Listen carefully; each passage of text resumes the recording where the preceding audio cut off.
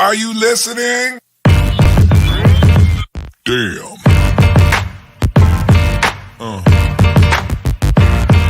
Yeah. Yeah. Yeah.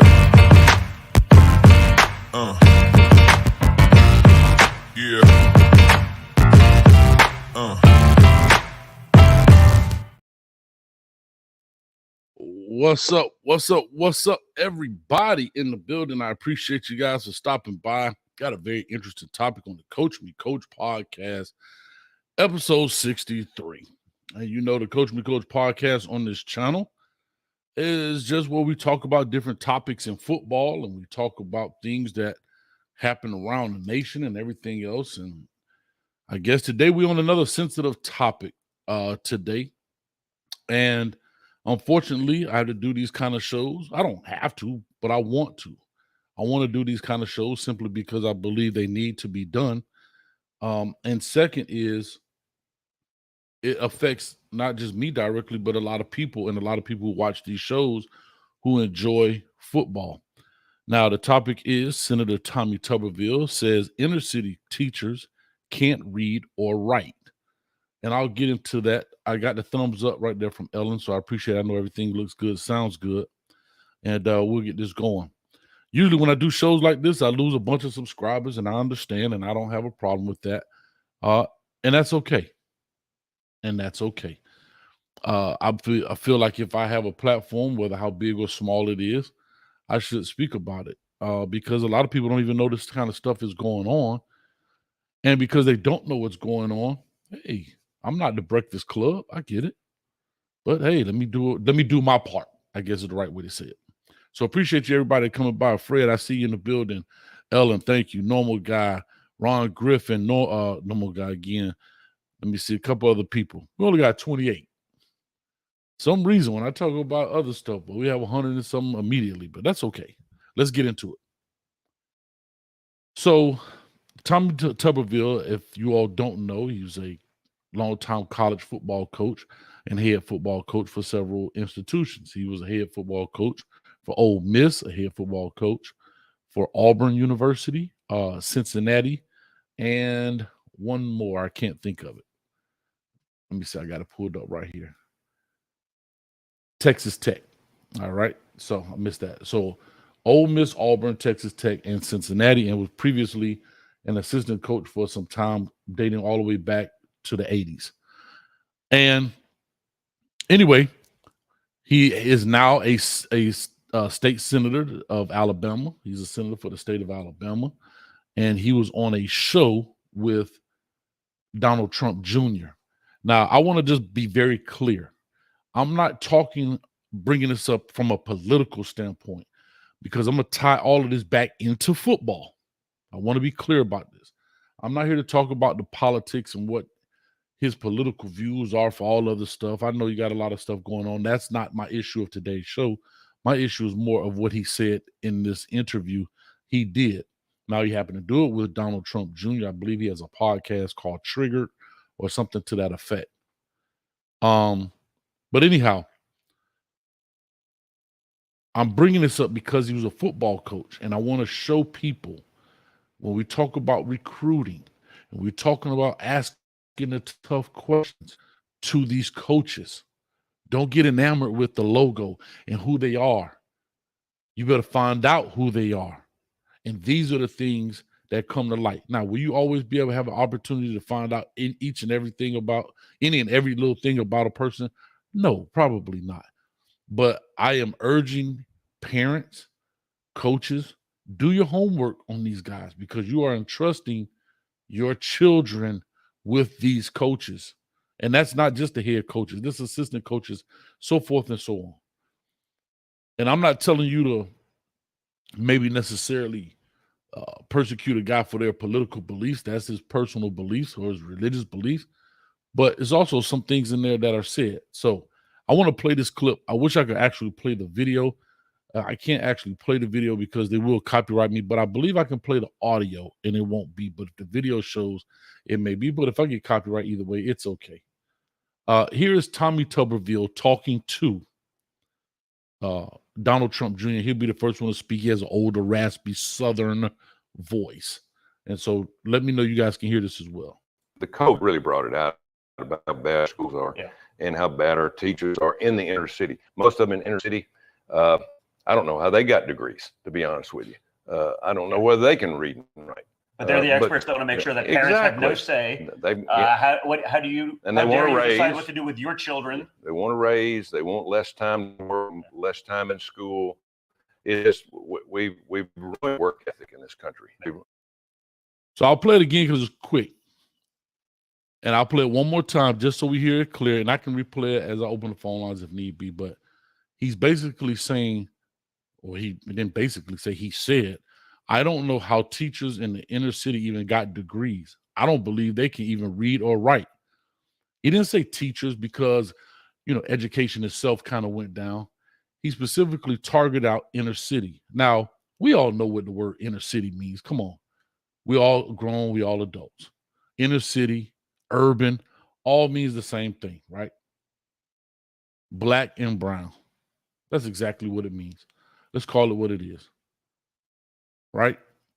And so just listen to what he says here. COVID really brought it out about how bad our schools are and how bad our teachers are in the inner city. Most of them in inner city, I don't know how they got degrees, to be honest with you. I don't know whether they can read and write.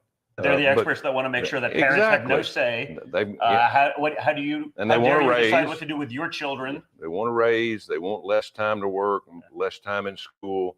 It's just we've ruined work ethic in this country. The COVID. So I can tell you this straight up. I work in the inner city school. I can read and write. I have 2 degrees, and I earned both of those degrees, Coach Tuberville. And what's sad about this, I'm gonna continue to call him Coach because that's how a lot of people look at people.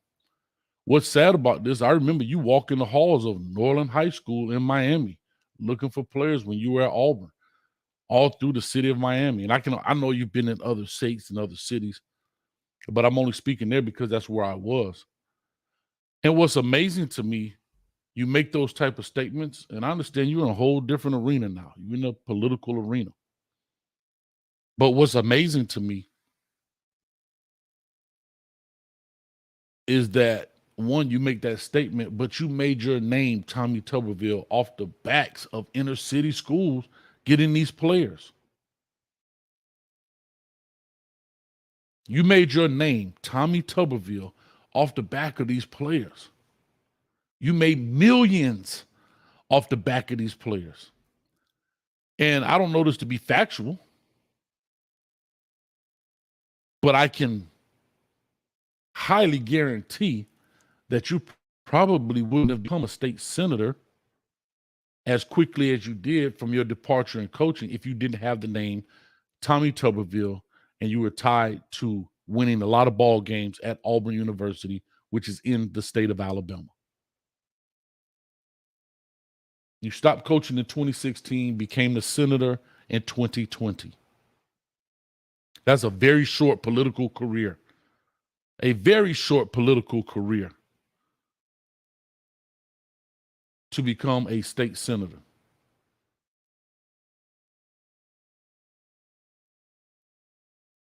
So these are the things that bother me when these things happen. When he comes in and he makes those statements. Here's the other insulting piece. Those same teachers, you're talking about how they got degrees. Huh? What do you think the coaches that you made contact with are? Maybe 99% of those coaches are teachers as well in those same inner cities. Coach Tommy Tuberville, Coach Senator Tommy Tuberville. Again, this gets no national news. Where will be the outrage from all of the coaches profession, the teaching profession, regardless if you're in the inner city or not? Because let's not get it twisted. Let's not get it twisted. He's also talking about the players.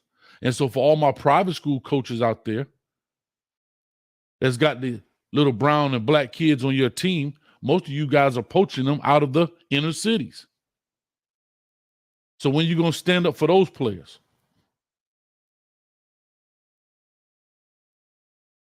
Think about what I'm telling you. Most of the private schools who have a big name in the game of football, those kids not paying tuition. You went and poached them out of the inner city from another school, but yet we're not going to stand up. You can Google this. This just happened. This is off of his website 4 days ago. So this is not old news.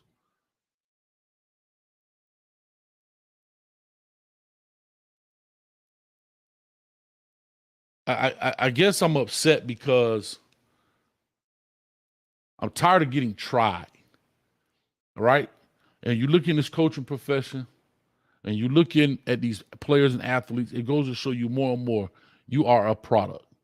And we got to stop selling ourselves short to these coaches, these institutions, these universities when it comes to this, man. We got to start holding people accountable. Now, can anybody do anything to Tommy Tuberville from a coaching aspect? No. No. But what we can do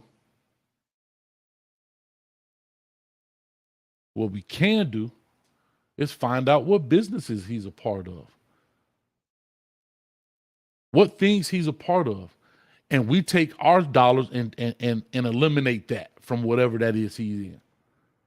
I don't know right now. Like I said, it's kind of broke. I'm not sure all he's involved in, but trust me, it ain't hard to find out.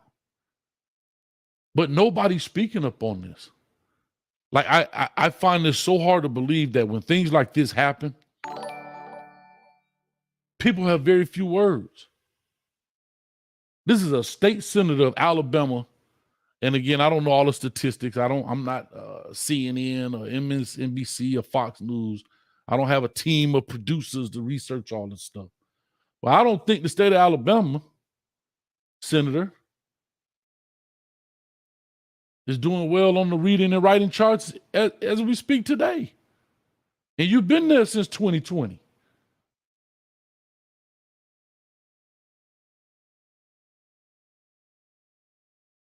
I'm gonna bring up something else here. I want to share something with you guys. It's funny how he says this, and again, I'll bring up the word inner city. What does inner city mean? Let's not play stupid here. I pulled this up on the website today. Look how interesting this is. These are just state teachers of the year.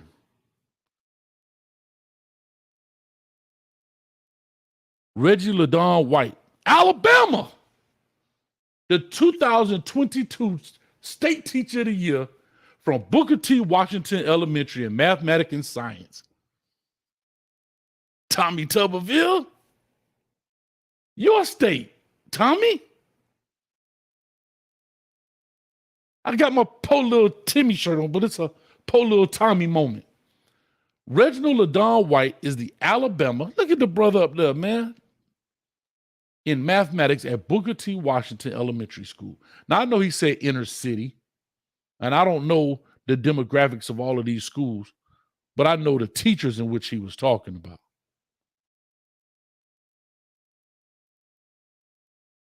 Look, go ahead, Reggie, with your bad self.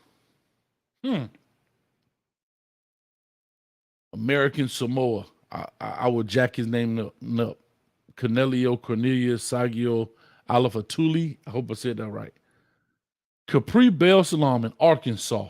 Jason Torres, Wrangell, California. Jimmy Day, Colorado. People talk about Colorado, but look at the young brother right here. Donovan Tudela, if I'm saying that right. Ashley Lockwood in Delaware. Jamar Roundtree in District of Columbia, 2003 finalist. I'm just scrolling through this deal. I sure see a lot of brown and black faces here, Tommy Tuberville.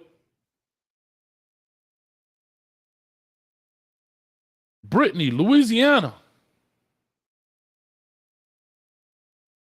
I don't want to jack a lesson. Bonifons.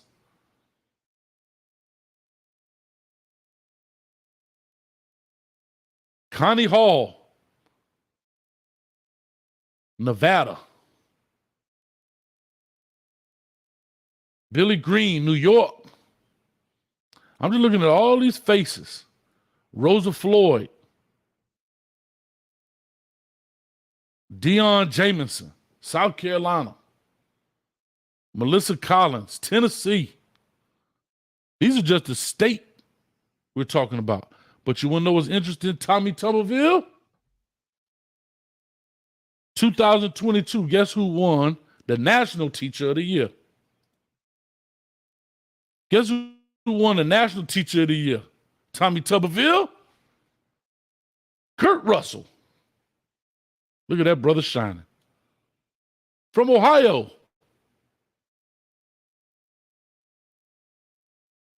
From Ohio. His subject area is history. The person that I put on the thumbnail is Rodney Robinson. You know where Rodney Robinson is from, Tommy Tuberville?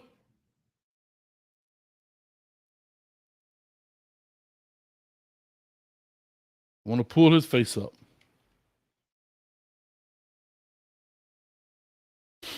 I wish I had like producers that could pop the little screen up right here in the corner with the pretty faces and pictures and so forth. I don't have that. Maybe one day, but not today.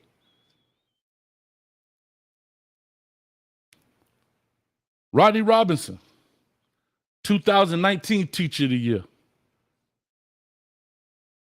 And he worked at a juvenile justice detention center. Now, if that ain't in the city, I don't know what is. And if that ain't in the city, I don't know what is, bro. Virgie Benford Education Center, which is a juvenile detention center. And he was a 2019 Teacher of the Year in Richmond, Virginia.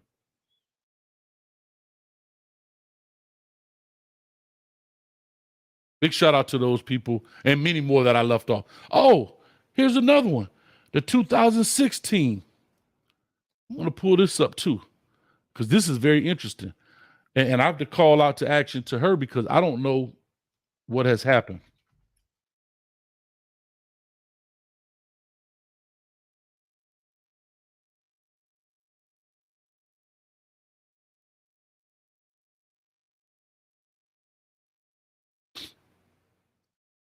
(2016) Teacher of the Year, Johanna Hayes. I don't know if it's my cousin or not. I don't know. But guess what she's doing right now? Guess what she's doing? She's a congresswoman right now. I would love to hear her stance on what her colleague from Alabama had to say, as they say when they do all that. 2016 National Teacher of the Year.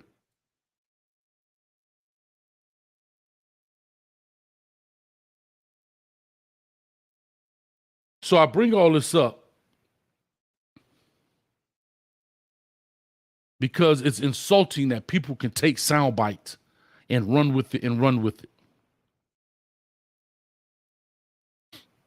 And nobody speaks up. That's the part that blows my mind. Nobody's speaking up.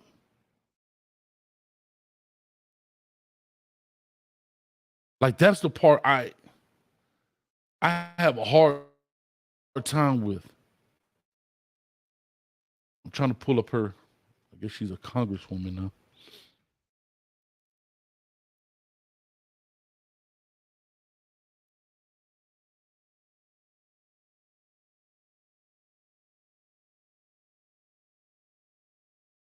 That's your 2016 Teacher of the Year. Congresswoman.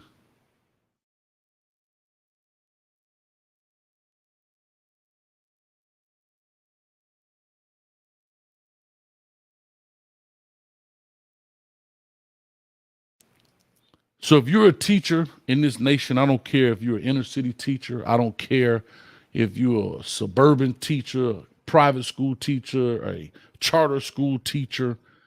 If teacher or coach is in your name, you should have been highly offended. Highly offended.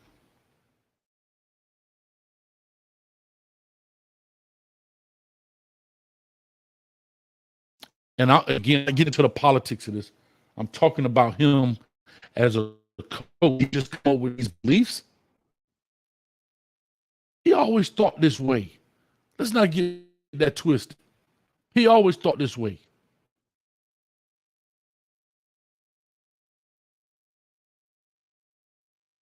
So as teachers, as coaches, as parents, as people of the community, when these coaches come up in your office, don't get it twisted. They're looking for the next great employee to make them a bunch of money. And in the process, if you get your degree, it's on you. I keep telling y'all about that word family. I keep telling y'all. And this goes to show you right here. I'm just showing you. 55 people in the chat. I appreciate all 55 of you all. Thank you. And this is why we don't get ahead, because nobody wants to talk about it. Nobody wants to get on nobody wants to sit down and hear the straight conversation.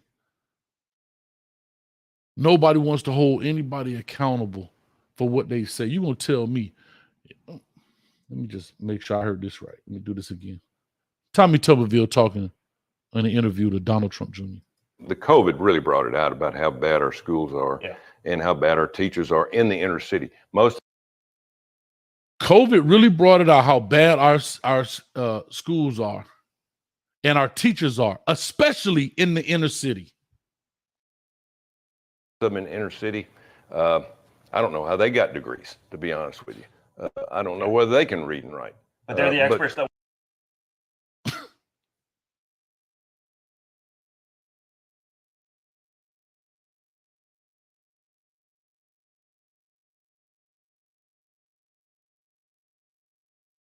That's amazing to me. That's amazing to me. That this dude was in charge of a bunch of young men that he walked in. Imagine how many inner city homes he walked into. Imagine how many kids' parents were teachers that may be taught, or whether the inner city or not. And that's how he felt. He just feel about that since COVID. Cut it out. Not a new belief system of his.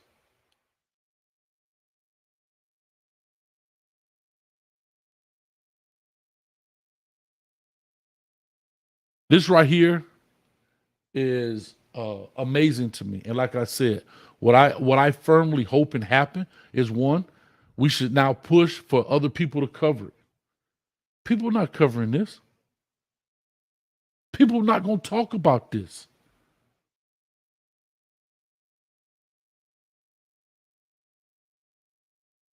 But they sure will cover foolishness, but they won't cover this. None of these sports shows talk about it. I didn't hear Shannon Sharp talk about it. I don't hear, and I'm calling them out, man. I don't hear Stephen A. and them talking about it. Skip Bayless.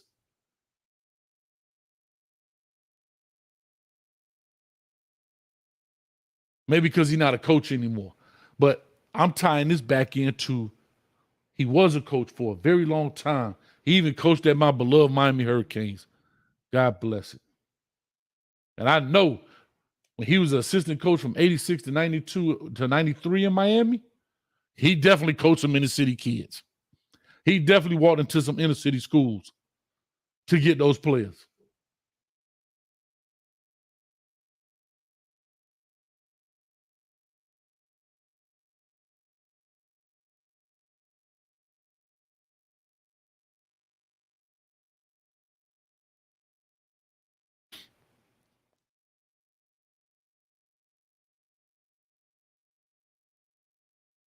Trust me, everybody has a tale.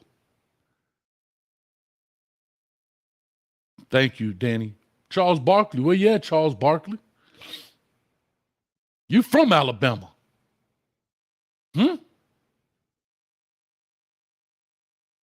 Went to Auburn.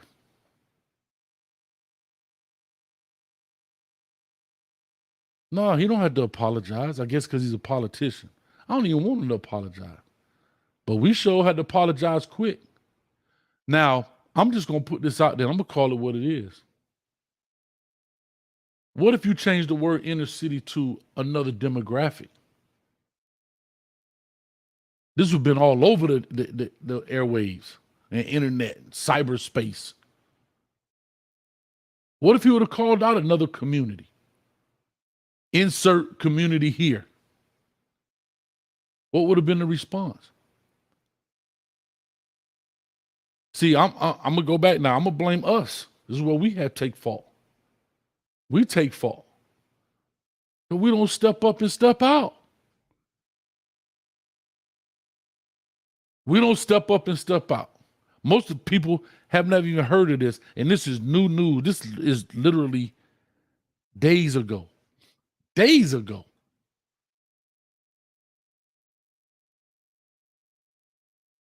But we don't, like I said, we don't step up. We'll yell and and there's no follow through. And people like Tommy Tuberville know that. People like Tommy Tuberville know that.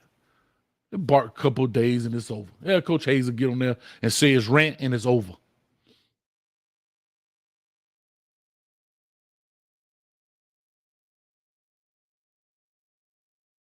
Again, I'm tying this into the coaching. I'm not worried about his politics. Really not. That's not what this show is about. If he wasn't a football coach, I probably wouldn't even brought it up. But because he was a football coach, we talk about recruiting. We talk about that process. We talk about vetting these coaches. Because guess what? Those coaches vet your kid.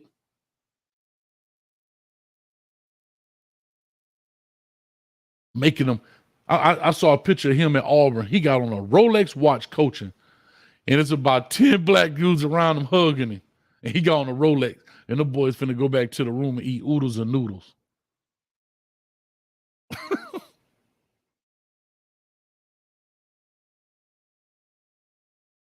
He's had an opportunity to become a state senator off the backs of these young players out of the inner city, the urban areas,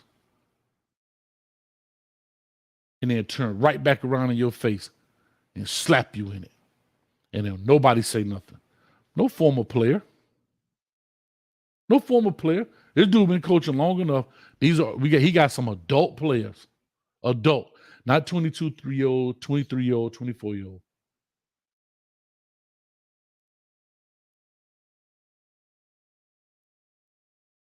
Nobody says anything, bro.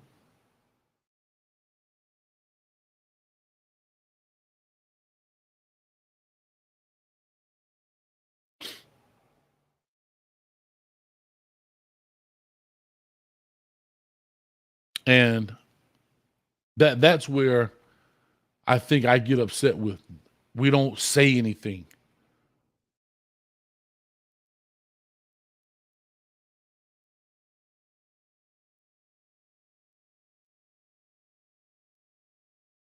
Man, let Mel Tucker get up there and make a statement like that. Same exact statement. If Mel Tucker from Michigan State got up there and said, man, just even as a coach, man, I don't know, them dudes in the city even got it. I don't know how they got their degrees. I don't even know they could read. As a black community, we eat them alive. But I know I get it. You know what we're going to say? Coach is not going to change anything. I bet it will. If you start to boycott the business he's a part of. I don't know all of his business ventures, but it ain't hard to find out if you truly want to make it happen. It ain't hard to find out. See, what we gave him, now we take away. We gave him money, right? By blood, sweat, and tears on the gridiron, where he made a bunch of money as a coach. Now you take it away. And that's what we don't do as a community. I'm just calling it what it is. That's in all cases. That's just like that jerk over there, Mark, whatever I did in Georgia with the racist rant in Atlanta. That didn't get national news either. People talked about it here and there. Nobody broke that. I think that, what they call it, TYT, the Young Turks or whatever. You gonna tell me CNN, ABC News, Fox News? I don't care, whatever news outlet you like. I don't care, whatever. Nobody talked about it. Not to an extent. May have been a flash on the ticker at the bottom of your screen. Making the money off the backs of our kids and gonna turn around and slap you in the face.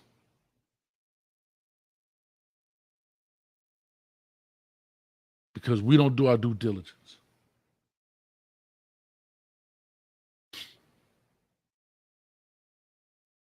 Yes, Roland Martin did talk about it. Thank you, T. Hines. How you doing? But I was talking about the major news outlets. And if we didn't have YouTube, we probably would have never heard of this. If you didn't have these media, like, you know, YouTube and TikToks and Twitter where people take these sound bites, never heard of it. But what I'm highly disappointed in is, where are these former players, man? Where are these coaches? I know he built relationship with some of these inner city coaches to get a pipeline of players to Auburn. You don't go an undefeated season without getting some of them dogs. And none of them going to speak up. Why? Why?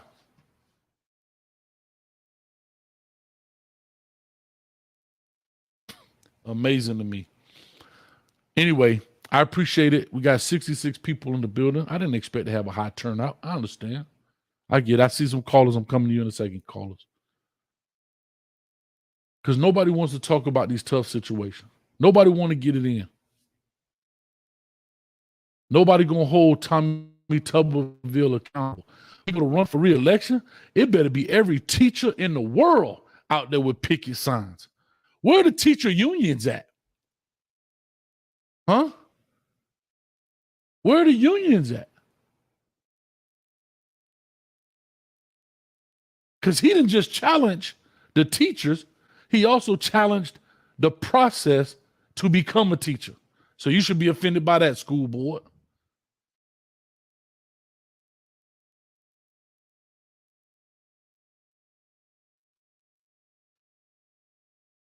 Unreal, bro. Shout out to all of those teachers of the year. I don't care if you white, black, ugly, pretty, other descent, whatever.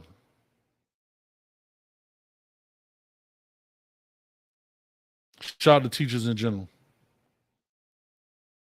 Open on the phone lines here. I'm going to start off here at 9374. I appreciate it. I'm sorry. One more thing. Kimberly Christian Johnson. Did I say her name right? Put another one. Hold on. Right before I do this.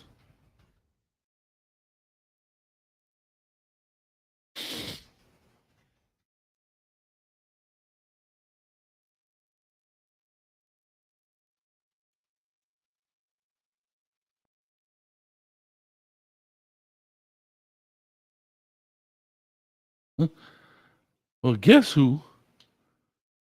Guess what's so funny? I want to put this up as well. Kimberly Christian Johnson, State of Alabama, Teacher of the Year 2022, Auburn Junior High School.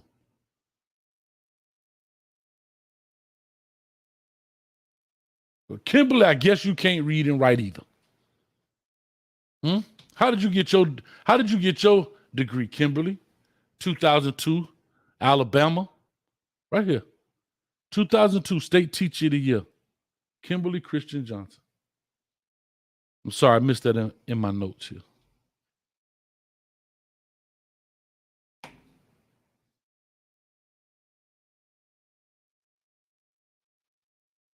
I'd be at a loss for words with this stuff sometime, man, because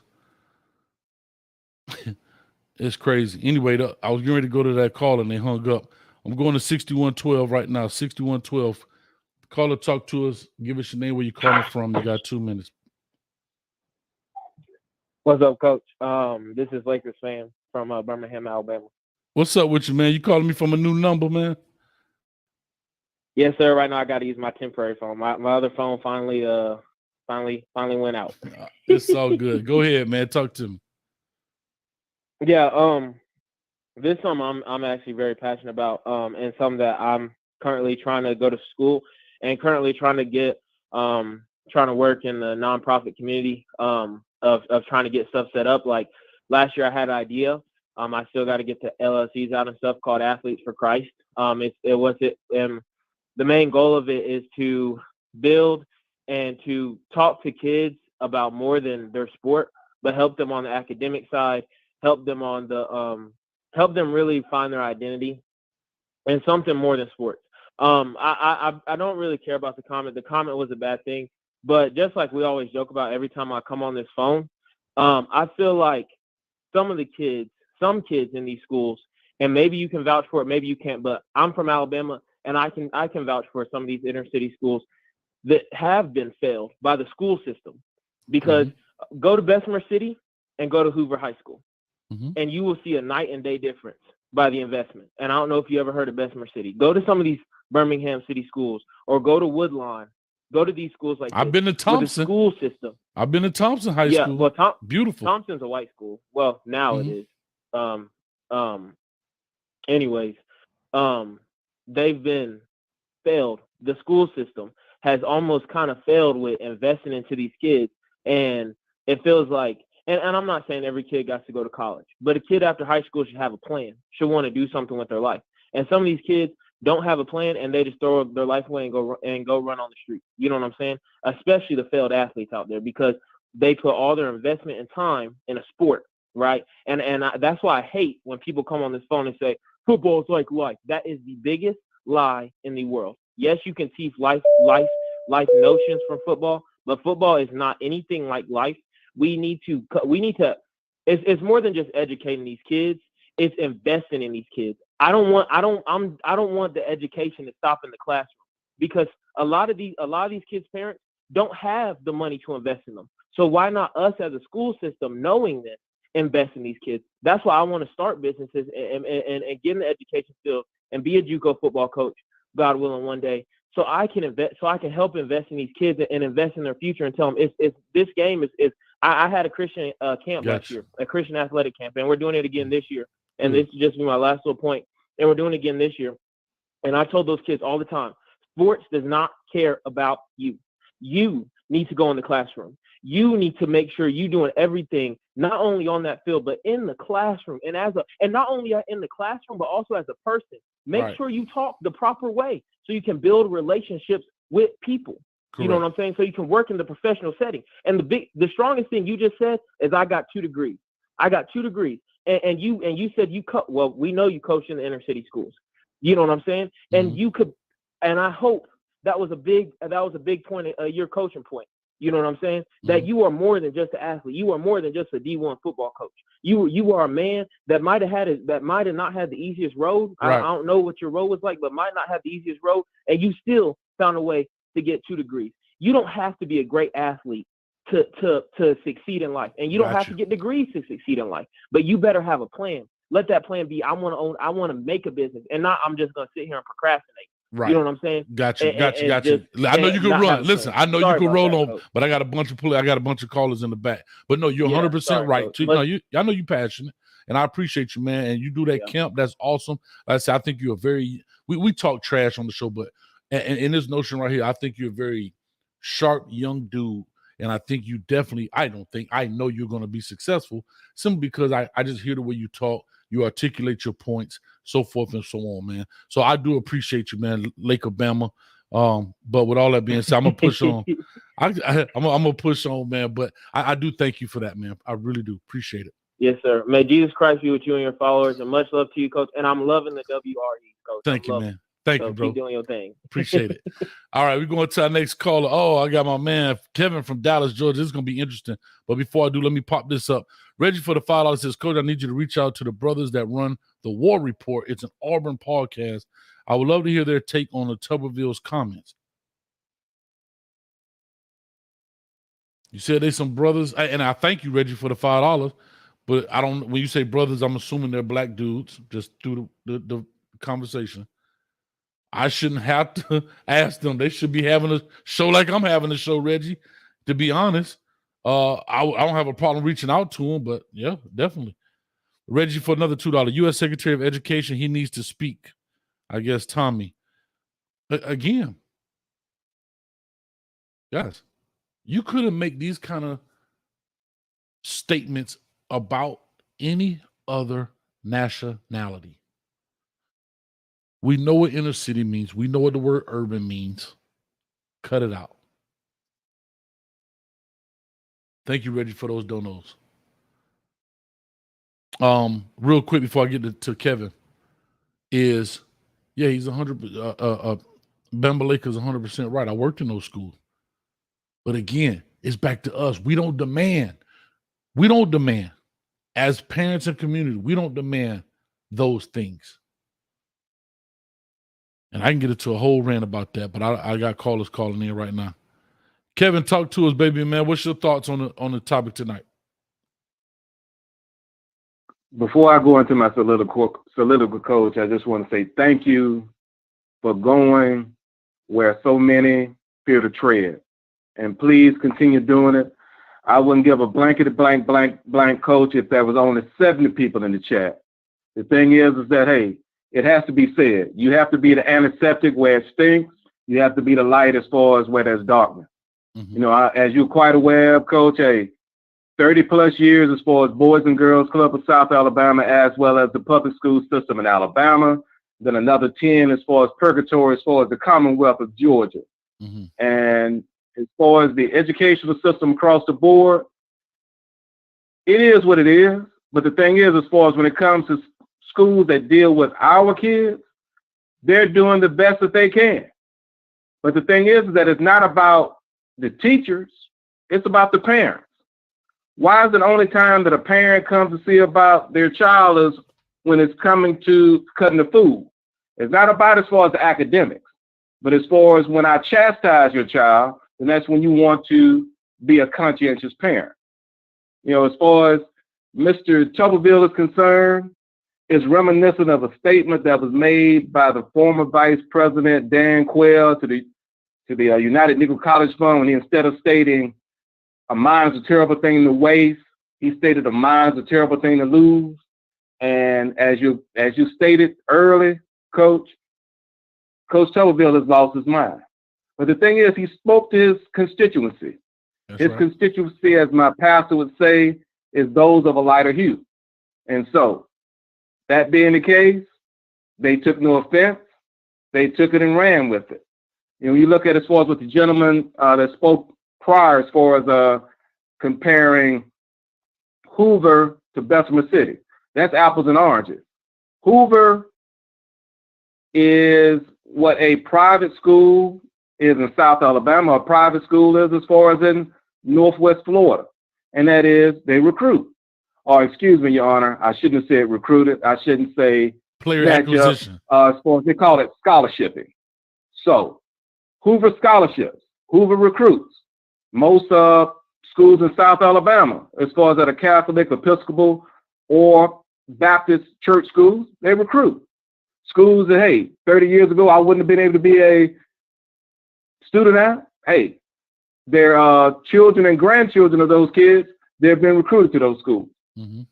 But Coach, please, continue going where no one else would tread, because, hey, your blessing will come from it, not only as far as being to enlighten those that don't want to be, that just want to be dumb. Because the thing is, Coach, the thing that's so scary about today is that we are laughing ourselves to death. And I look forward to the time, as far as when you do shows such as you're doing right now, Coach, in which we are stimulated as far as in our minds. And that's something that we need to be provoked daily to think. Yes. Thank you, Coach, and please continue doing what you're doing, Coach. Thank you, Kevin. I appreciate that, man. And thank you for your service. We thank our military all the time, but I'm thanking my teachers. I know you've been in the education realm, so thank you for your service, for all the years you put in and the lives you changed. So thank you very much for that, man. Thank you, Coach. Anytime, brother. All right, I'm coming to 8371 right now. 8371. Caller, talk to us. Give us your name. Where you calling from? Hey, Coach, how you doing? Pretty good. You got to cut your TV down a little bit in the back. It's echoing through. Okay. Okay, my name is Sergeant Steve Edwards, military veteran. All right. How you doing, man? Thank you for your service. Oh, you're welcome, Coach. Is that better for you? Oh, 100%. Yes, sir. Okay. I wanted to start off by saying I'm glad that you got this channel going because it's very important. Now, what I want to say about that Tuberville comment, that should let everybody know it's time to wake up. It's time to be more educated with our teachers, giving them more respect and the tools they need to really help our kids. See, that's the problem. We don't have the proper resources. But as far as our teachers not being able to read and write, you know, that's just a bunch of crap. That's just somebody trying to say something to his constituents to get more money for his political advantage. That's what that's all about. But we need more commentators like you to keep bringing this to the forefront to wake people up, Coach, because it's very important. Now, I have my degree in fashion styling, but if it wasn't for a teacher, because I was born in Chicago, the projects, if it weren't for a teacher saving my life, I wouldn't be here talking to you right now, Coach. So that's why it's important for people like me, people like you, to really keep talking about our young men and women getting that education first. Coach Prime said it best. If you look at what he's doing with his school, yes, 5% may go to the NFL, but the other 95% might not go. That's right. But you need to make sure that you're taking care of them as well. You got to care about these kids.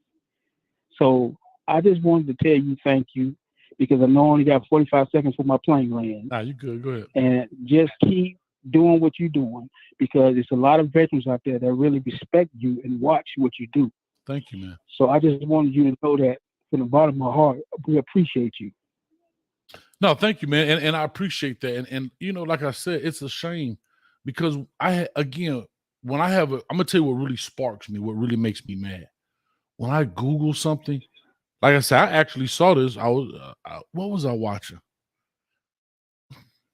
Maybe it was Roland Martin. I don't know.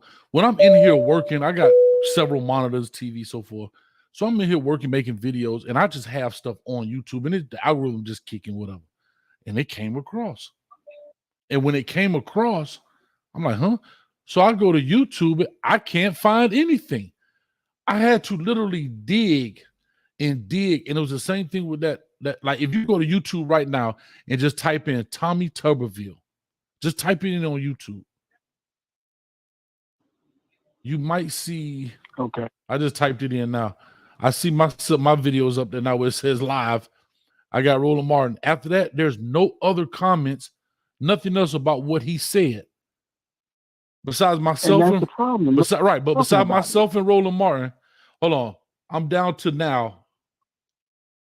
Guess what? The Young Turks is the next video that talks about it. Nobody. He got a bunch of CNN videos, a bunch of MSNBC, this, that, and the other, Forbes, and nobody else is talking about those comments. Yada, yada, yada. Fox Business up here. And when I get to about the 14th video down, then that comes up from the TYT. But anyway, that's my point, and that's what makes me mad. And the reason I brought this up, I know it was in the political realm, but the reason I brought that up, because he was a football coach that his beliefs didn't just change. Exactly. And that's why I brought this up, because I want these parents to understand where and who you are sending your kids to. I'm not saying this is each and every coach, but you got to ask the tough questions. You know how back in the day your parents, and I'm sorry, callers, I'm coming. Hold tight. Please don't hang up. I want to come to you. But you know how you used to say two things you didn't ask people about: religion and politics? Right? Like that's something you just didn't do. Well, guess what? If I'm going to send my child to you, I want to know what some of your beliefs are, because you're going to have him for 3, 4, 5 years. And what are you going to instill? Or are you just a wolf in sheep's clothing? And you don't really care about my kid. You know how many inner city living rooms that young man has sat in? See, when I see those videos of these coaches going into these homes and doing the electric slide and eating mama's fried chicken, and how many times do they go to the bathroom when they get back to the hotel and puke themselves out? They're like, ugh, I didn't want to eat that. I'm just saying. In my opinion.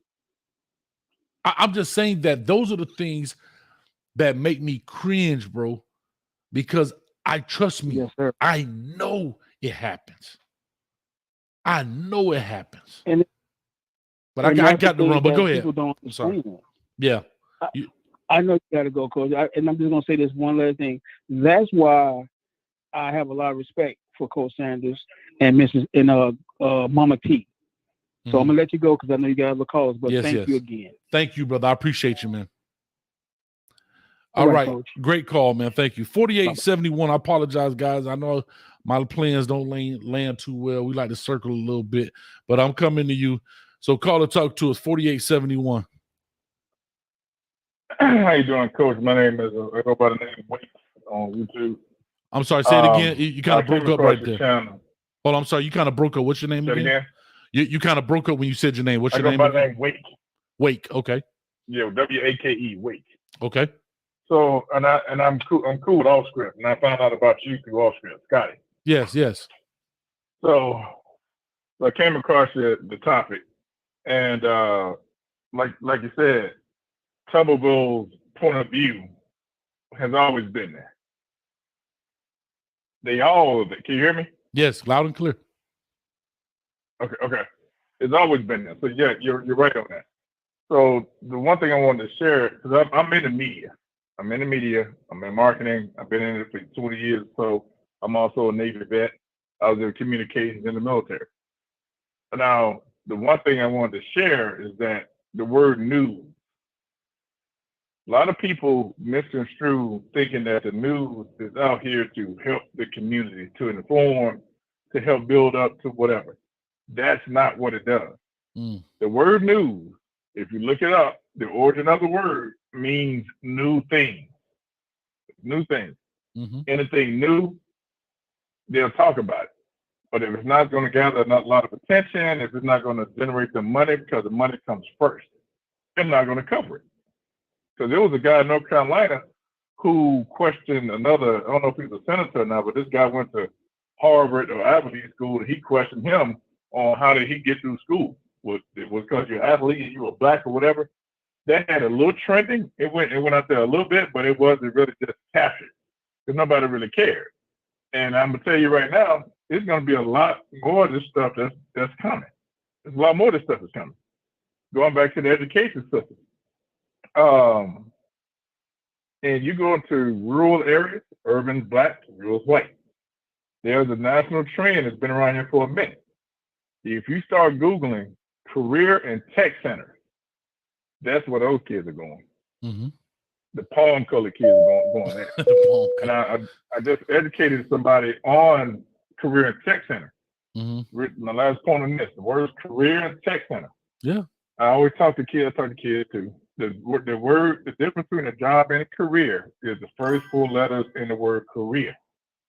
You find something you care about, you make money from it.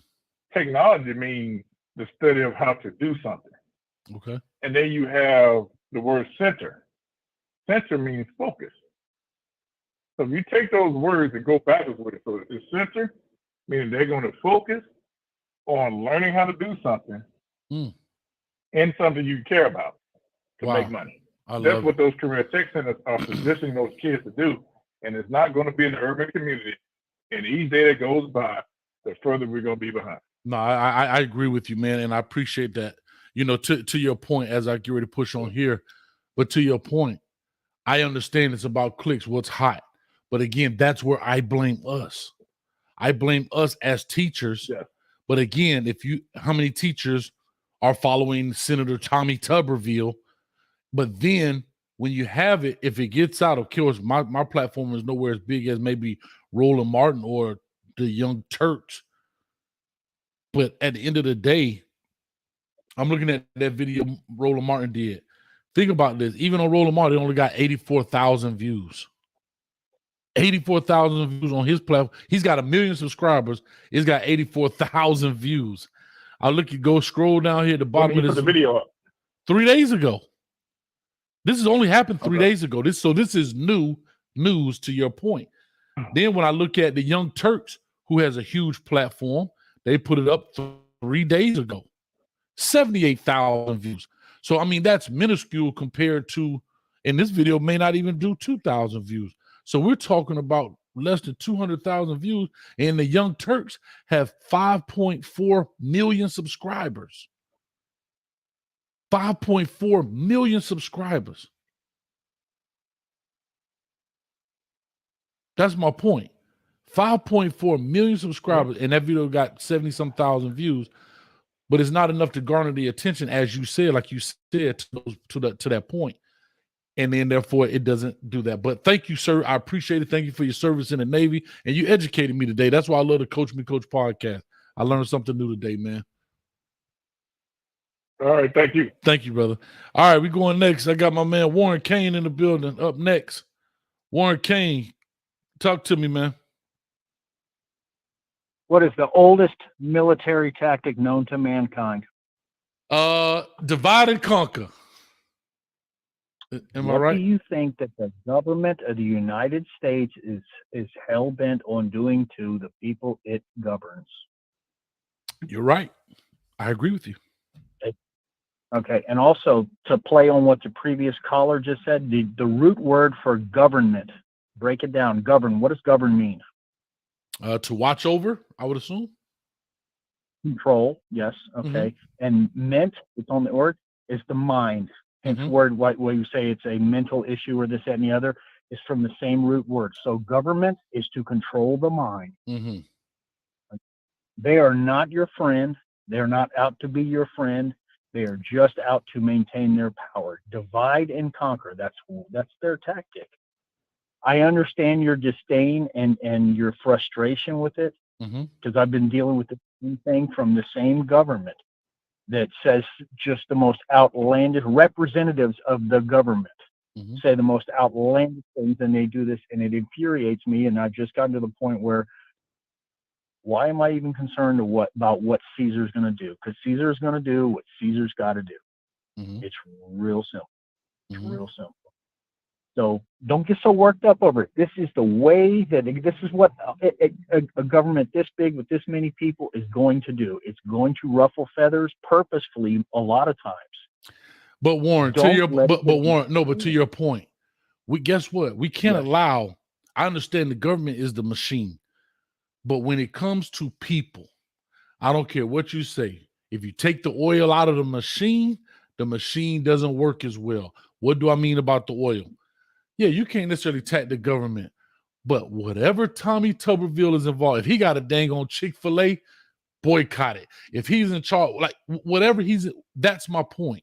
We have to start coming together, not just black people, brown people, but all people that affected, right? Because there's white teachers in inner cities. Let's not get that on. I work at an inner city school, as they call it. And there's white teachers in there, so they should be offended as well. And so to that point, right, what I'm saying is, you can't fight the machine, but we can sure fight the thing that helps make the machine go. And these are these individual folks, but we don't do that. We don't hold people accountable. We argue and fuss for a day, for 2 days. It's been 3 days, and now you already at the bottom of the list. And so there's my point. And we're talking about teachers. In that same video, Warren, they want a raise. Bro, I just saw this thing. The average teacher makes $49,000 a year.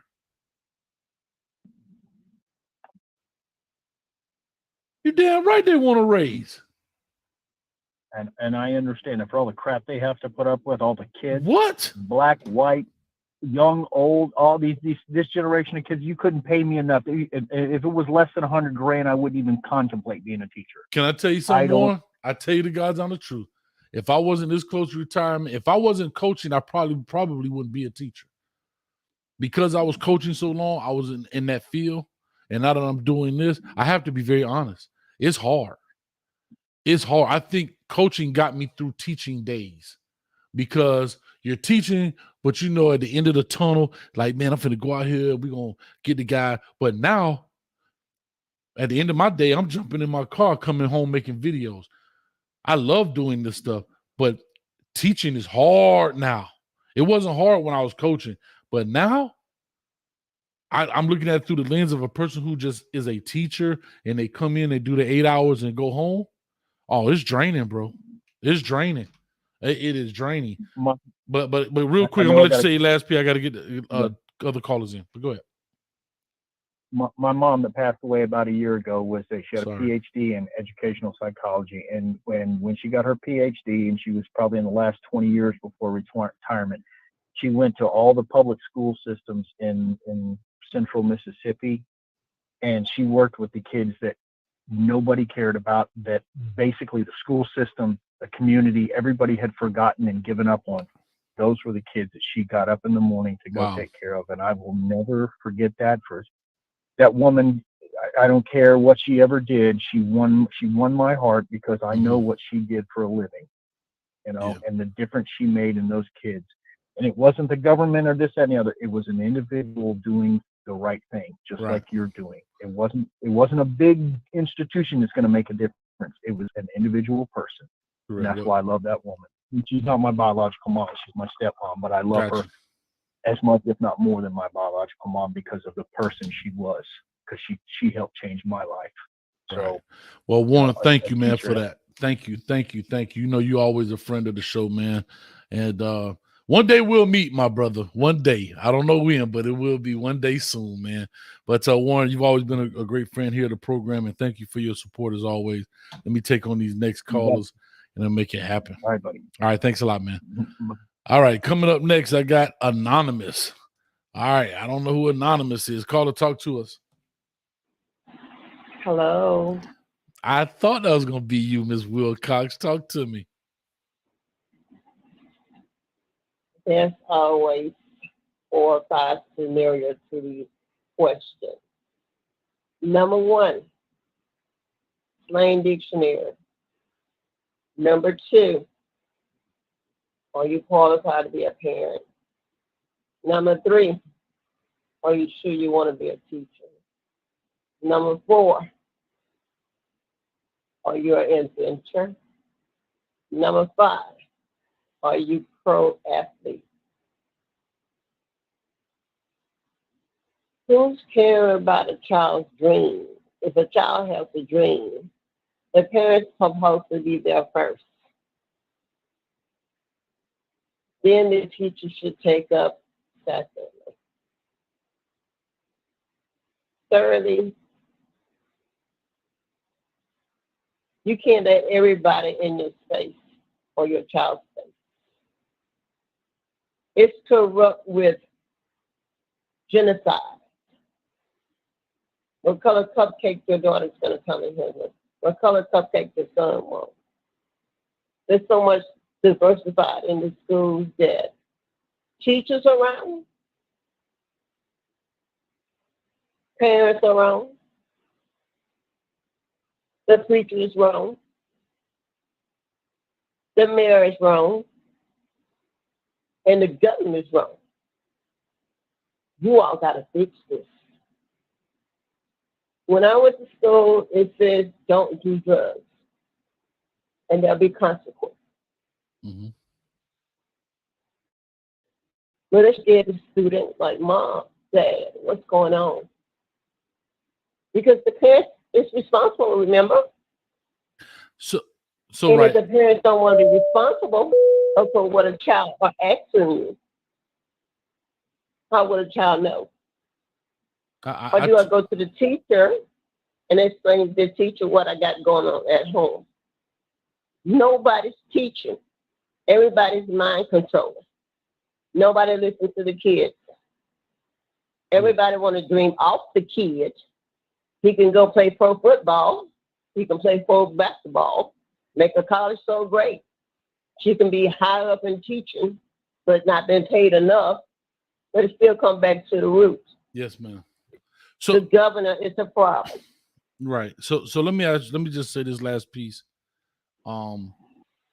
And I understand everything everybody's saying, but I still think, I'm not saying you are, Ms. Wilcox, but I'm just speaking here, that a lot of people are talking around versus where my whole thing is, and I'm going to get to a comment I see up here, a person disagreed, that their tag name is disagreement. My whole focus is a coach, he's a former coach, but a coach that has these kind of words, that has the audacity to walk into these school systems. But here's the key. He now has the power to help them. He's not just on the outside looking in. He's a state senator. He can now advocate for these changes. And that's why I want to make sure, but I'm saying, what I mean is that's where I'm not saying he can make the changes. He can advocate. Now, again, the machine is bigger than him. And this is any senator. Politics is all games. It's all smoke and mirrors. And I understand that. What I'm saying is that this gentleman comes out of his mouth to speak to his constituent with the little quote unquote dog whistle of inner city. People, how do they get degrees? Blah, blah, blah. But then yet we don't hold him accountable for his words. But we're more interested in the DJ Envy and Rick Ross feud. Think about what I'm about to say, Ms. Wilcox. As a community, we are more interested in DJ Envy and Rick Ross getting mad because they want to talk about whose car show is better. Then we're more focused on Tommy Tuberville. We're not that focused. We're not that. I'm not that. A lot of people is because their parents embedded it into them. That's a gap right there. I told you, you're going to tell on yourself. You just tell on yourself what Black people are interested in. That's at home. That's the parents. That's correct. See, they don't say, get the books, get the books, get the books. It's time. Wait a minute. This is the plan, what you're going to do before you're going to give me, before I give you. I'm not going to reward you to go out here to these shows when you ain't giving me an A or B to show me that you are up on a level to get that. You're giving your kids just because you want to give them to go do the things they want to do. I came back and told you the parents was a problem. That's true. The first thing was the parents. I told you. And you're 100% right. You're right. The parents do have to educate the kids, but here's the deal. These parents within themselves, and I don't want to use the word educated because that sounds very broad and general. What I'm saying is the focus, right?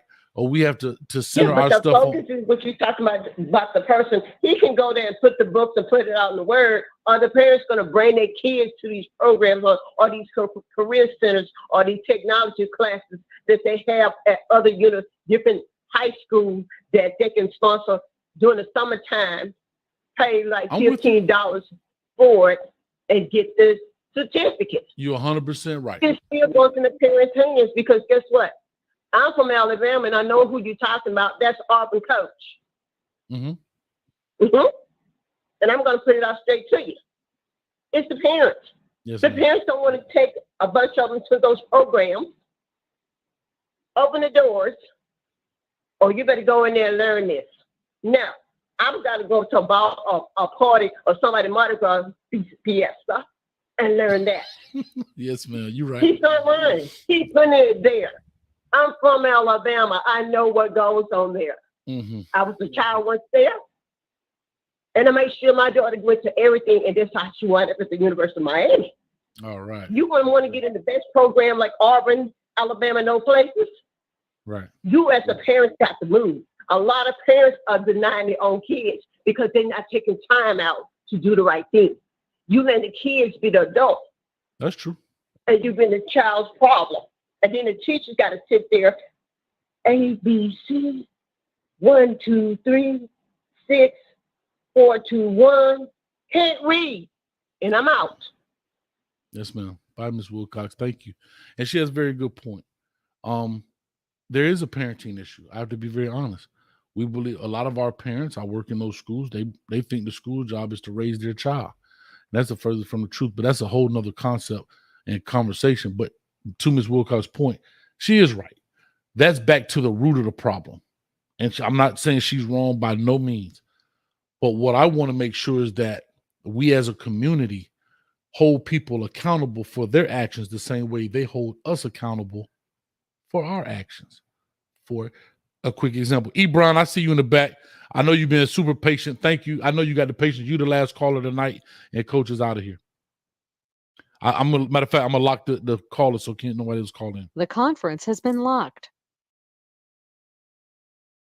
So I just want to say this was that I want to make sure as a community that we hold people accountable for the things that they say, in which the same way they hold us accountable for things that our entertainers and public figures say, i.e. Whoopi Goldberg, Nick Cannon, and the list goes on and on and on and on and on.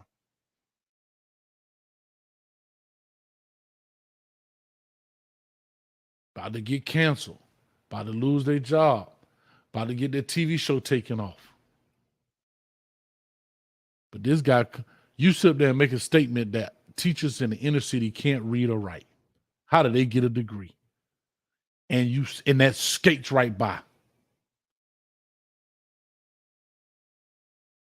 But Whoopi Goldberg says on The View that she thought, oh, one of the actors got gypped from their Oscar.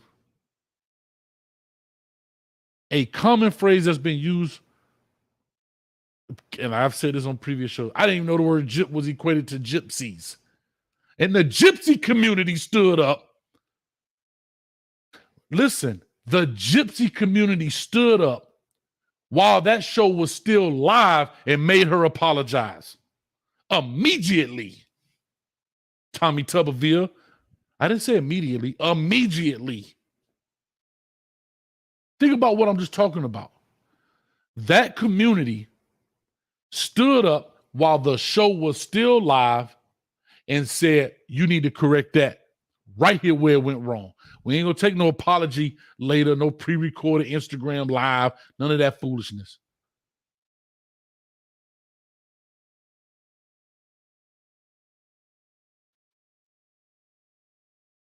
Think about that.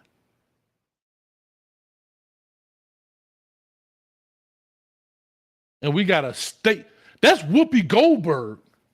She's an actress. She don't really have no power. This is a United States senator. Ain't no pressure. Anyway, E. Brown, you the last caller tonight. Brother, thank you so much for holding tight, man. I appreciate you, man. I know you're going to come with the bang. So I'm going to let you say your last piece and we're going to get up out this joint, man. Talk to me. Yeah, good evening, Coach. Thank you, brother. And especially everybody who's tuning in for tonight's program or what have you. But I just wanted to say this.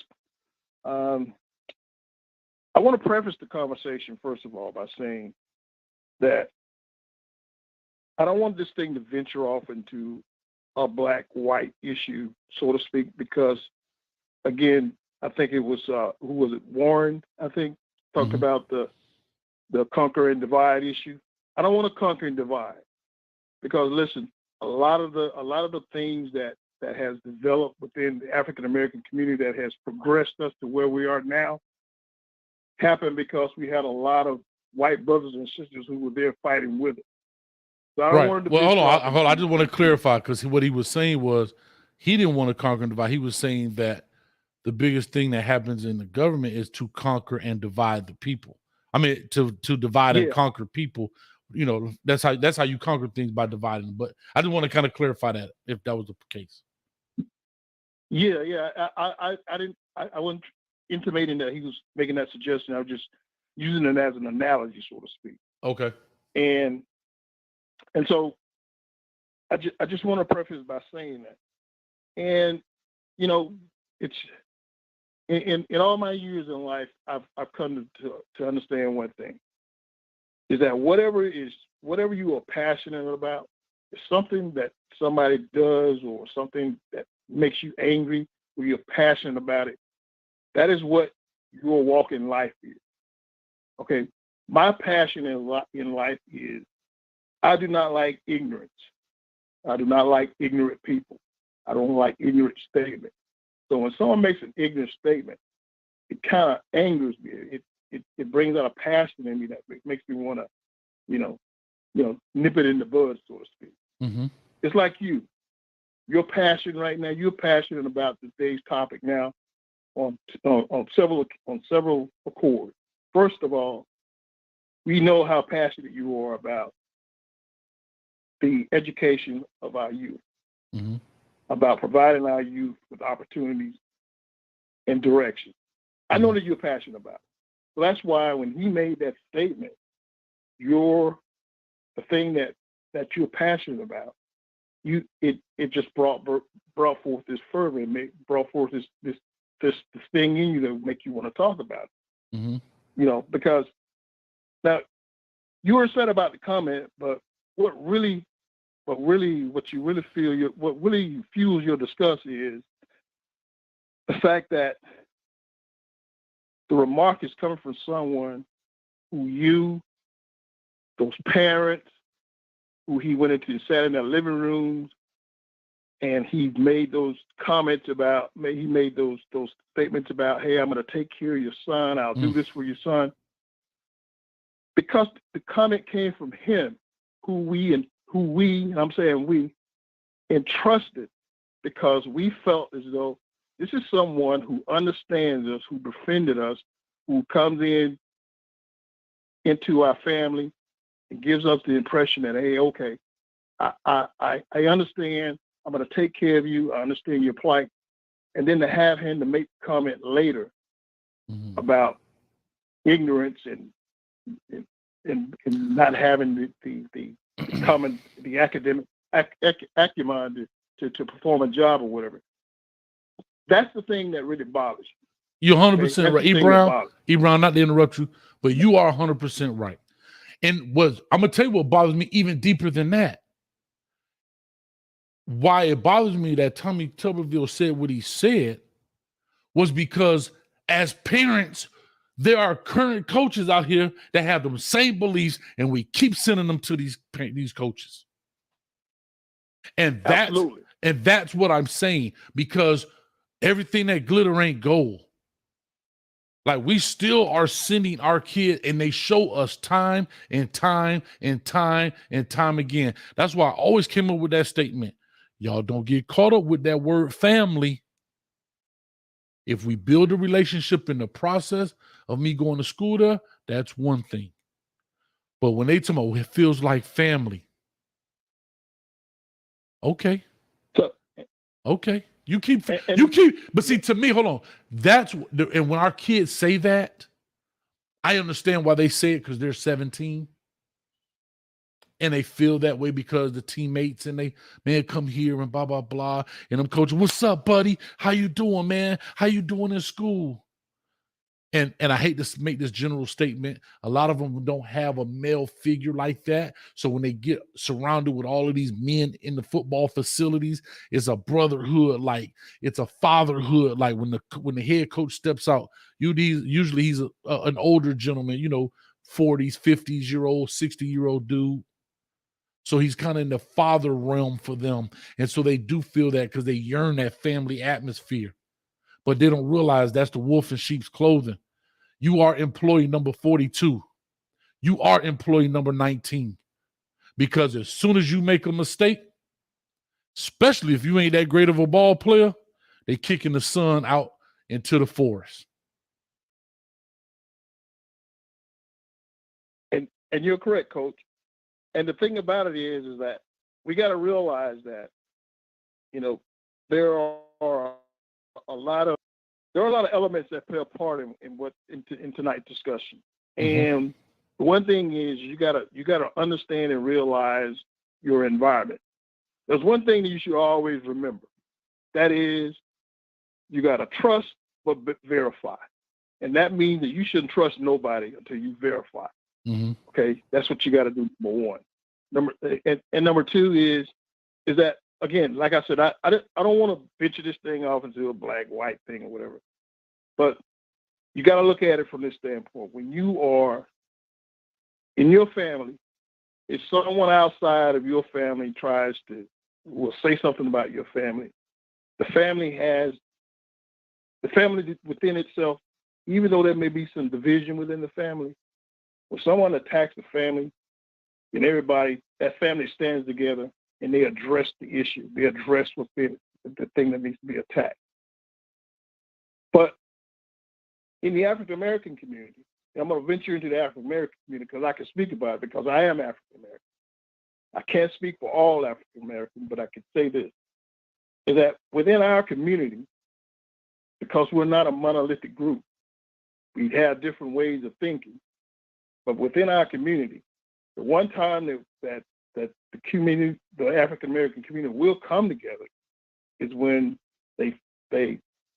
we feel as though someone is attacking us unjustly or saying something that's unjust. But when you're in an environment where that chain of thought that Tuberville expressed, when you're in an environment where that way of thinking and that way of saying words will profit you financially, you're going to get in there. You're going to become muddy.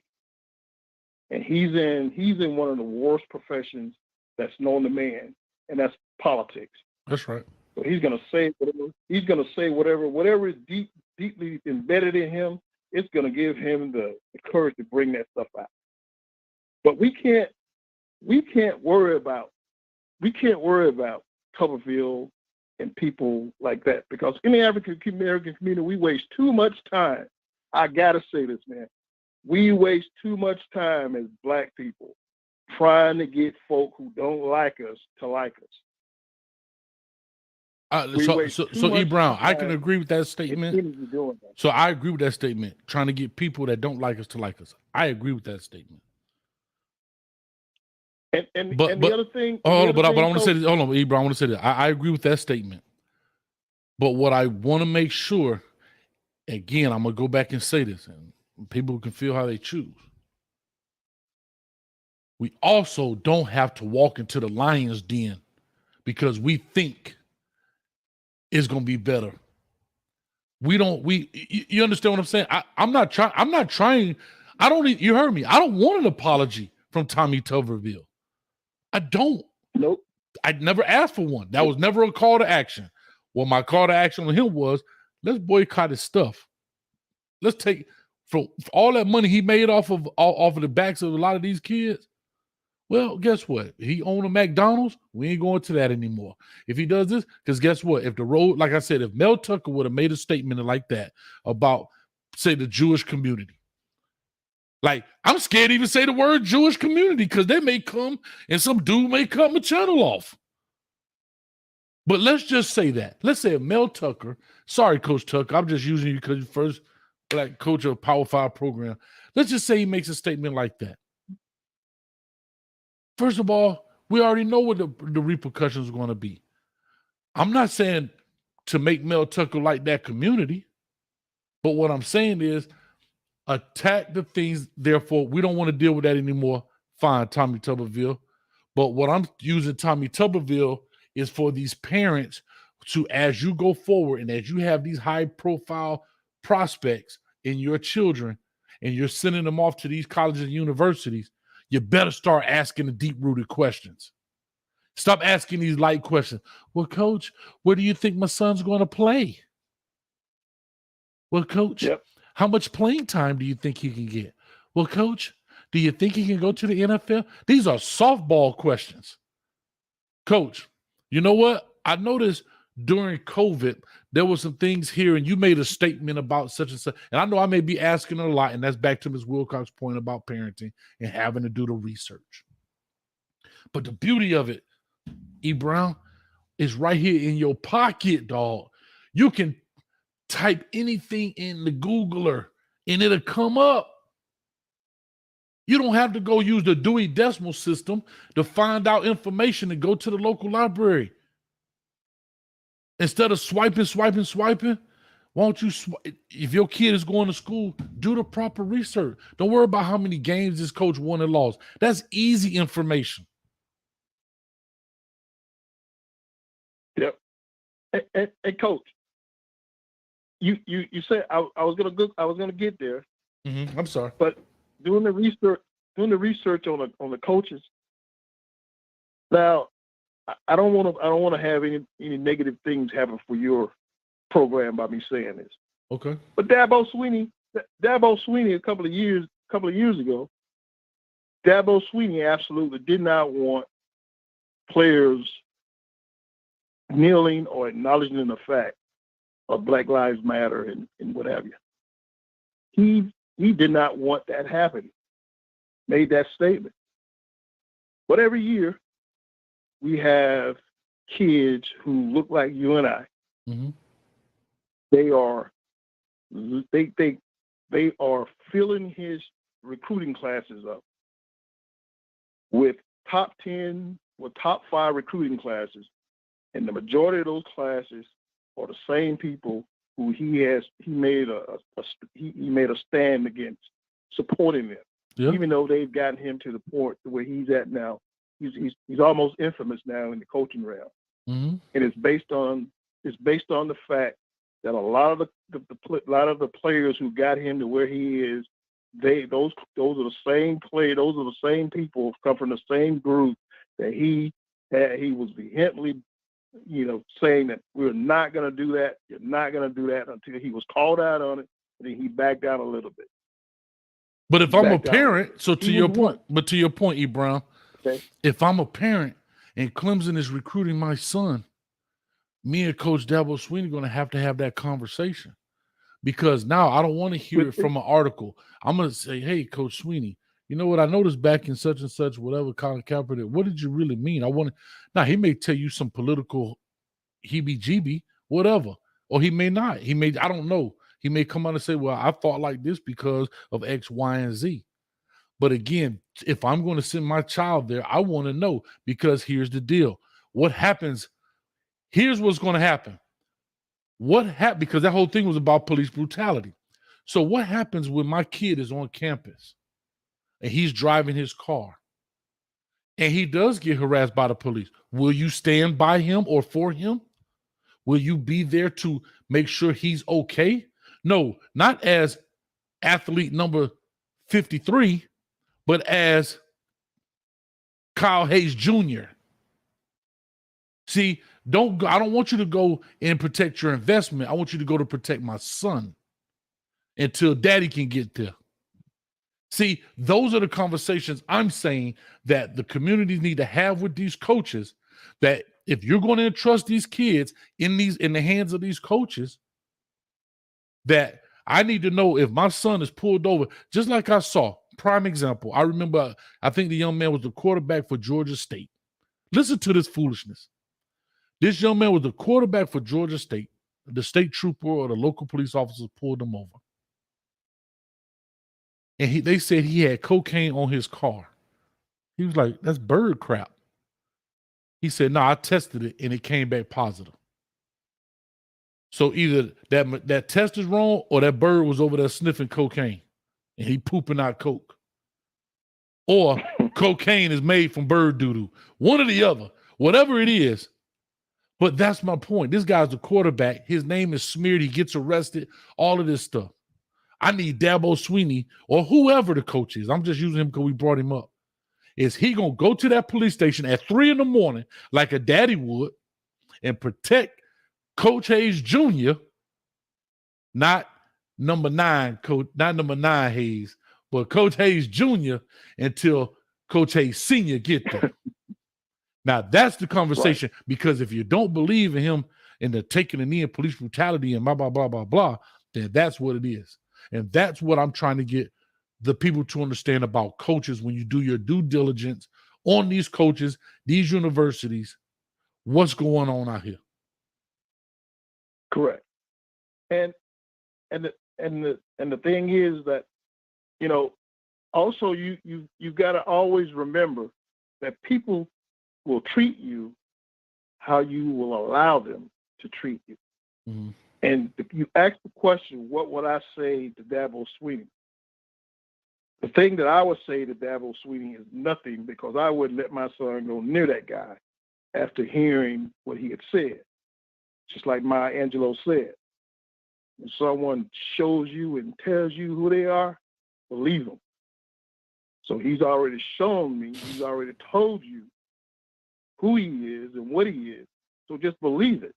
So That's if true. you want to send your son there, or you want to send your daughter or son to Clemson University to attend that school, then, just prepare yourself for the eventual, because the thing that you're talking about, it will happen at some point.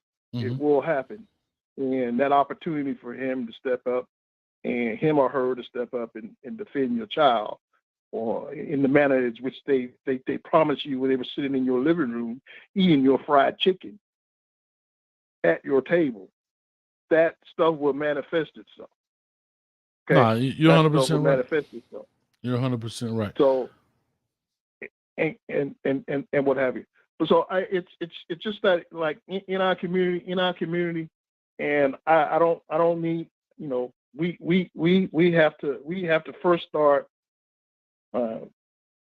caring about ourselves within our community before others outside of the community start caring about us. Because when I hate to say this, when the holiday period comes around and I see 44 to 50 black young men being killed over nonsense, that's what I think we need to be talking about. Hold on, real quick, E. Brown. Real quick, E. Brown. Longest Horn says more. Hold on, E. Brown. Longest Horn says more mythical racism. Laugh out loud. Y'all are too much. So I'm gonna ask, and I want you to please, Longest Horn. Excuse me. Please call in. I was about to get off. It's not gonna be a fussing match. Yeah. Listen to hold on. It's not gonna be a fussing match. Longest Horn. I want to have a conversation. The tone in which I'm talking right now, it's the same tone. I promise. I'll talk to you through this entire conversation. I will open up these phone lines for the next 2 minutes. I know it's a little delay. Please call in, because this right here, especially, is always the people that make these comments, but they don't ever have a picture of themselves. You ever notice that? The people who make these comments, their avatar is never a real picture of themselves. It's always just their initial or some cartoon character. These are the trolls. And I know they may be trolls, but I hope to God this is a real person that can have a dialogue. And I was getting ready to get off of here. Well, guess what? This teacher don't have to go to work tomorrow. My day's over. So I have the time.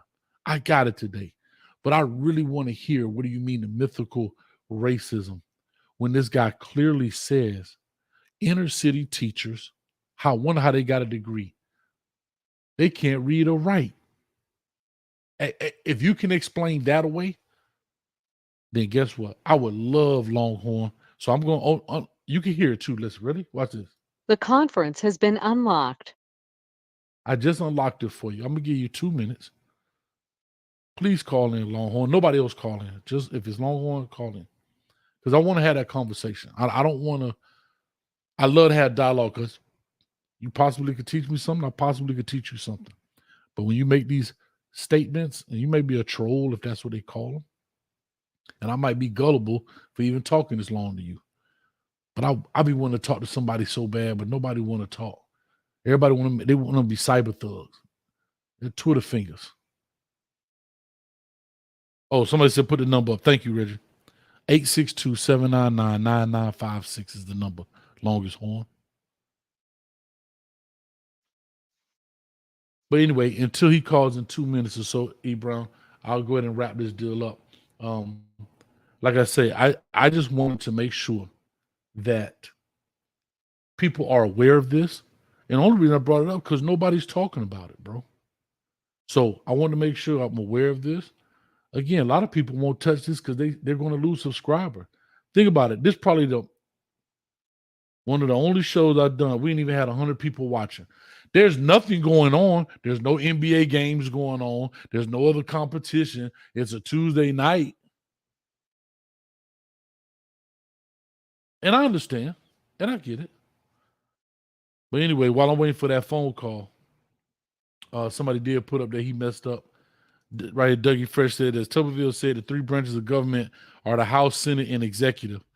And that's 7th grade civics, believe it or not. You learn the three branches of government in 7th grade civics.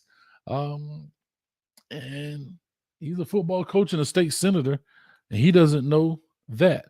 I also, since we're talking about education, I also know, he's made some other statements, but again, that's not my concern. My concern is about this one particular statement, and it's not more or less him. He is the reason. E. Brown, what I'm saying is, I just want our parents to be aware that these wolves are in sheep's clothing, and they wear a logo. These wolves are in sheep's clothing, and I just want them to be aware of that. That's all. That's really my whole thing, and I really appreciate how you broke that down about what really triggered me. But Tommy Tuberville, yes, he triggered me. I don't care about apologies, but I want these parents to understand that there are more Tommy Tubervilles that are head coaches in this profession, not just football, basketball, so whatever. So just know they love you as long as you can provide for them. But remember, everybody out there got kids. Your kids ain't always do everything right, and you still love them unconditionally. So when they go in your living room and say, your son gonna walk out a better man, blah, blah, blah. Yeah, that's as long as he's providing for me. But anyway, go ahead, Ebron, say your last piece because he ain't finna call in, or she, whoever. Well, no, they, that person, whoever that person is, they're not gonna call in because there's no validity to their argument. There's no validity to their argument. And again, we're talking about the statement made by someone who I gotta say we, because the man was a University of Miami assistant coach, and he was the division coordinator for the University of Miami. That's So right. that was my connection with him, because I'm a long time University of Miami fan. Mm-hmm. And when I heard that he made the statement is made on a regular basis. It's made sometimes in a subliminal way. It's made sometimes in a way that it's so subtle and gentle that it just goes over everybody's head and so on and so forth. But what made it more synonymous with me, or more profound to me, was the fact that here's a guy who I thought championed the cause of equality and access to equality. And I thought that because he surrounded himself around people, and he was in a diverse atmosphere, that you entrusted him a little bit to go, okay, maybe this is something that's significant. Maybe this is something that's profound. This is what we're looking for. Mm-hmm. And then to have him to come out and say it openly, it's the part that grabs at you, pulls at you, and make you go, excuse my language, what the hell? Mm-hmm. That's the part that gets to me. So and like I said, it's just that, you got to always remember, you always got to trust no one, trust and verify, and people will treat you the way you allow them to treat you. So if you sit back and you allow people to treat you in a disrespectful manner, they're gonna continue to do it. Mm-hmm. So when you encounter it, you got to say something. When you see it, you got to say something.